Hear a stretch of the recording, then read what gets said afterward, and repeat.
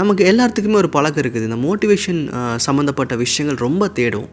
ஒரு புக் கிடைச்சா வாங்கி படிப்போம், ஒரு வீடியோ பார்ப்போம், ஒரு ஆடியோ கேட்போம், அதை பற்றி ஆர்டிக்கல் படிப்போம், ஸ்டோரிஸ் படிப்போம். ஏன் அப்படின்னா நம்மக்கிட்ட அந்த மோட்டிவேஷன்ற விஷயம் ரொம்ப கம்மியாக இருக்குது, லேக் ஆகுது அப்படின்றதுனால. அப்போது நம்ம எப்போவுமே மோட்டிவேஷன் அப்படின்றது ஒரு தேர்ட் பார்ட்டி சோர்ஸ்லாம் போய் தேடணுமா, நம்ம அடுத்தவங்க சொல்கிறத வச்சு தான் நம்ம மோட்டிவேட் ஆகணுமான்னு கேட்டால் உண்மை அது இல்லை. நமக்குள்ளே என்ன எண்ணம் இருக்குது, நமக்கு என்ன தேவைகள் இருக்குதோ அதுதான் நம்மளை ட்ரைவ் பண்ணும். ஸோ நம்ம படிக்கிற மோட்டிவேஷன் சம்மந்தப்பட்ட விஷயங்கள் அந்த நேரத்தில் நீங்கள் ஒரு ஆக்ஷன் எடுக்கிறதுக்கு ஹெல்ப் பண்ணுமே தவிர தொடர்ந்து உங்கள் வாழ்க்கை முழுவதும் வராது. அப்போது மோட்டிவேஷன் அப்படின்றது நமக்குள்ள உருவாகணும். ஆனால் நமக்கு தான் இப்போ அது பத்த மாட்டேங்குதுன்னு நினைக்கிறோம், இல்லை நம்மக்கிட்ட அது இல்லைன்னு நினைக்கிறோம் இல்லையா? அப்போது இந்த மாதிரி மோட்டிவேஷன் கம்மியாகிறதுக்கு இல்லை இல்லாமையே போகிறதுக்கான சில காரணங்கள் இருக்குது. அது என்னன்றது தான் இந்த வீடியோ.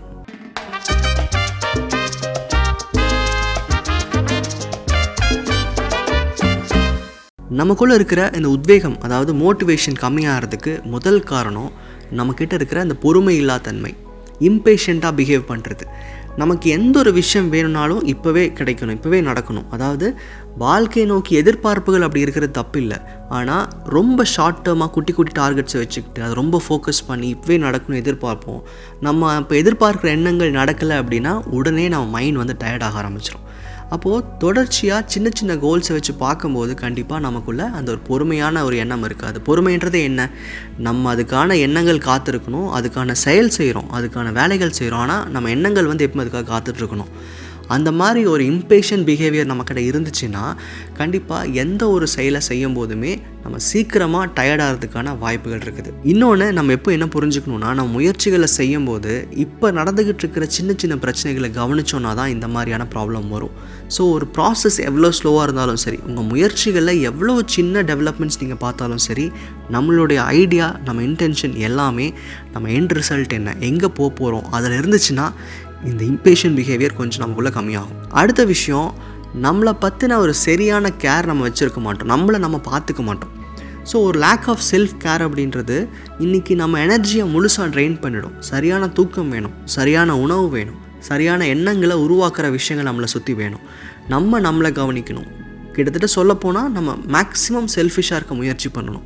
அப்படி இல்லாமல் நம்ம எண்ணங்களை அடுத்தவங்களுக்காக கொடுத்துக்கிட்டு, அடுத்தவங்க பிரச்சனைகளை போய் பார்த்துக்கிட்டு, அடுத்தவங்க லைஃப்பை சரி பண்ணிக்கிட்டு, இப்படி மொத்தமாக உங்களை கவனிக்காமல் இருந்தீங்கன்னா கண்டிப்பாக நமக்கு எப்போவுமே மோட்டிவேஷன் ஒரு விஷயம் இருக்காது. ஏன்னா நம்ம சிந்தனைகள் எப்போவுமே அடுத்தவங்களை பற்றி இருக்குது, நம்ம சிந்தனைகள் எப்போவுமே நம்ம சம்மந்தப்படாத விஷயங்கள் மேலே இருக்குது.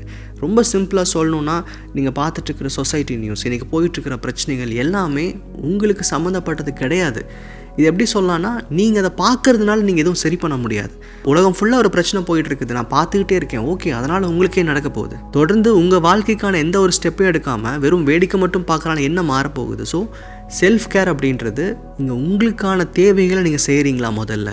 அப்போ அது கம்மியாக இருந்துச்சுன்னா மோட்டிவேஷன்ற விஷயம் ரொம்ப ரொம்ப கம்மியாக இருக்கும். அடுத்தது, நம்ம சரியான பர்பஸ் இல்லாமல் நம்ம முயற்சிகளை செய்கிறது. இன்றைக்கி ஒரு சப்ஜெக்ட் எடுப்போம், படிப்போம், ஒரு 10 நாள் 15 நாளைக்கு அப்புறம் நம்ம ஃப்ரெண்டு ஒரு நல்ல சப்ஜெக்ட் சொல்லுவாங்க, அதுக்கு போய்டுவோம். இப்போது நம்ம நிறைய பேர் பார்த்திங்கன்னா டிகிரி ஏன் எடுத்தோன்னே தெரியாது, இந்த பர்டிகுலர் டிகிரி ஏன் படித்தோன்னே தெரியாது, தனக்கு என்ன லைஃப்பில் இன்ட்ரெஸ்ட் இருக்குது, அதுக்கு என்ன படிக்கணும்னு யோசிச்சிருக்க மாட்டோம். இன்றைக்கி ஒரு பிஸ்னஸ் செய்யலான்னு ஸ்டார்ட் பண்ணுறோம், கொஞ்ச நாள் நம்ம பண்ணுறோம், அதுக்கப்புறமா நிறுத்திட்டு வேற ஒரு பிஸ்னஸ் போகிறோம். ஏன்? அப்போது நமக்கு என்ன தேவைன்றது சரியாக முடிவெடுக்காமல் நம்மளுடைய கான்ஷியஸை வெறும் செயல்கள் மேலே மட்டும் துரத்துறதும் இங்கே ரொம்ப ரொம்ப தப்பு. அப்போது என்ன வேலைகள் செஞ்சாலும் அதில் ஒரு காரணம் இருக்கணும். அப்போது நீங்கள் ஒரு பர்பஸ் இல்லாமல் ஏற்படுத்திக்கிற எண்ணங்கள், செயல்கள் எல்லாமே இங்கே வீணாகுது. அதனால் நீங்கள் செலவிடக்கூடிய அந்த நேரம் அப்படின்றது உங்களுக்கு நிறையா வீணாகும்போது உங்களுடைய எண்ணங்களில் அந்த மோட்டிவேஷன் அப்படின்றது ரொம்பவே கம்மியாயிடும். அப்போது நமக்கு என்ன தேவைன்றதை சரியாக புரிஞ்சுக்கிட்டு செயல்படுறோன்னா அந்த நேரத்தை நம்ம கரெக்டாக யூட்டிலைஸ் பண்ணுவோம். அந்த செயல் கொஞ்சம் கொஞ்சம் அது டெவலப்மெண்ட் காமிச்சா கூட நமக்குள்ளே அதை பார்க்கும்போது ஒரு பெரிய மோட்டிவேஷன் இருக்கும். ஸோ எந்த ஒரு செயலை செஞ்சாலும் அதுக்கு பின்னாடி ஒரு காரணத்தை வச்சுக்கோங்க. அடுத்தது, நம்மளை மோட்டிவேட் பண்ணுறதுக்கு இன்னொருத்தர் நம்மக்கிட்ட வேணும் அப்படின்னு எதிர்பார்க்குறது. அதாவது தான் செய்கிற செயலை இங்கே சப்போர்ட் பண்ணுறதுக்கு யாரும் இல்லைன்னு நினைப்பாங்க. அதாவது என் ஃப்ரெண்ட்ஸ் சப்போர்ட் பண்ணுறதில்ல, இல்லை என் அப்பா அம்மா சப்போர்ட் பண்ணுறதில்ல, இல்லை எனக்கு தெரிஞ்சவங்க என்னோடய ஐடியாவை, என்னோடய பிஸ்னஸை, இல்லை என் கெரியரை சப்போர்ட் பண்ண மாட்டேன்றாங்க, என் முயற்சிகளை சப்போர்ட் பண்ண மாட்டேன்றாங்கன்னு அடுத்தவங்களுடைய அக்னாலஜ்மெண்ட்காக வெயிட் பண்ணுறது கூட ஒரு வகையில் உங்களுக்கு உண்டான செல்ஃப் மோட்டிவேஷன் ரொம்ப கம்மி பண்ணும். இப்போது அடுத்தவங்க அக்செப்டன்ஸ் நம்ம ஏன் எதிர்பார்க்கணும்? இது நம்மளுடைய எண்ணம், நம்ம செயல், நம்மளுடைய கோல். நீங்கள் எங்கே போய் நிற்கணும்னு அவங்களுக்கு தெரியாது. நீங்கள் எதுக்காக அந்த முயற்சி பண்ணுறீங்கன்னு அவங்களுக்கு தெரியாது. உங்களுக்காக அவங்க வந்து சப்போர்ட் பண்ணணுங்கிற அவசியம் இங்கே இல்லை.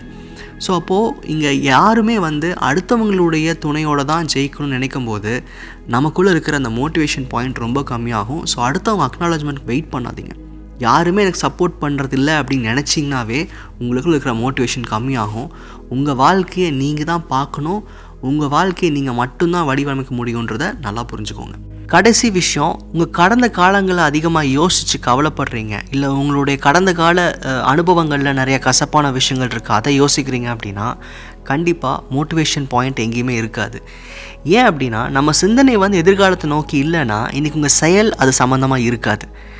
நீங்கள் கடந்த காலத்தை பற்றி சந்தோஷமான விஷயங்களையும் உங்கள் வெற்றிகளையும் யோசிக்கிறீங்கன்னா இங்கே பிரச்சனையே இல்லை.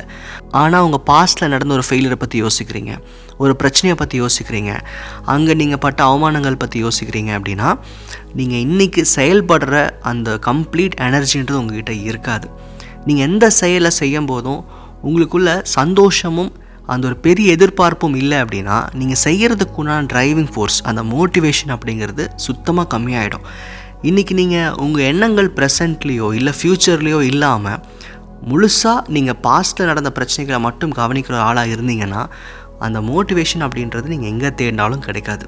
ஸோ முழுமையாக உங்கள் எண்ணங்களை உங்கள் எதிர்பார்ப்புகள் மேலே, ஃப்யூச்சர் மேலே போடுங்க. கடந்த காலத்தை பற்றின எந்த ஒரு சிந்தனையும் இல்லாமல் பார்த்துக்கிறது உங்கள் மோட்டிவேஷனை அதிகமாக வச்சுக்கிறதுக்கு ஹெல்ப் பண்ணும். இப்போ சொன்ன விஷயங்கள் அல்லாமல் உங்களோட மோட்டிவேஷன் கம்மியாகிறதுக்கு வேறு ஏதாவது காரணங்கள் இருக்குதுன்னு நீங்கள் நினச்சிங்கன்னா கீழே கமெண்ட் பண்ணுங்கள். நன்றி.